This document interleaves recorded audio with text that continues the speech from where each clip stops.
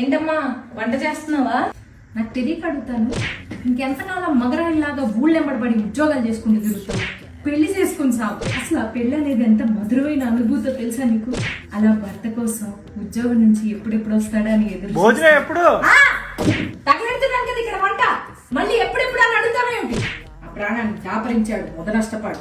ఎప్పుడు చూసినా ఆఫీస్ నుంచి వచ్చి కుంభాలు మెక్కడమే గానీ ఏనాడైనా ఎంత కమ్మగా ఉండారు రాజ్యం మెచ్చుకున్న పాపాని పోయాడా? చిచి, నా కర్మకాలు పెళ్లి చేసుకున్నాను. నేను ఏం చెప్తున్నా నీకు? పెళ్లి ఎంత అద్భుతమైన అనుభూతో తెలుసా నీకు? భర్త కోసం భార్య కోసం. ఏందయ్యా వంట చేస్తుంటే నీ గోళ? ఎప్పుడు చూసినా కాళ్ళు నొక్కు చేతులు నొక్కు అనుకుంటూ రోగిష్టాన్ని ఇచ్చి పెళ్లి చేశారు మా అమ్మ వాళ్ళు. నా కర్మగారు. ఏం చెప్తున్నాను? పెళ్లి అనేది ఎంత మధురమైన అనుభూతి. ఇంకోసారి పిలిచావంటే చెప్పు తెగేసి కొడతా నిన్ను. పిల్లని మహారాణిలా చూసుకునే మొగుడు వస్తాడు అనుకుంటే వంటింటి కుందేలు చేసి తగలడ్డా నేను.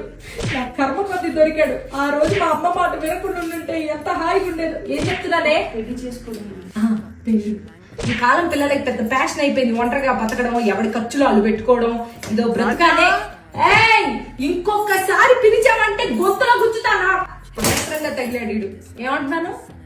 పెళ్లి చేసుకోమా అలా వినాలి మాట కూతురంటే. 30 ఏళ్ల క్రితం నేను మీనానే మా అమ్మ మాట విన్నాను.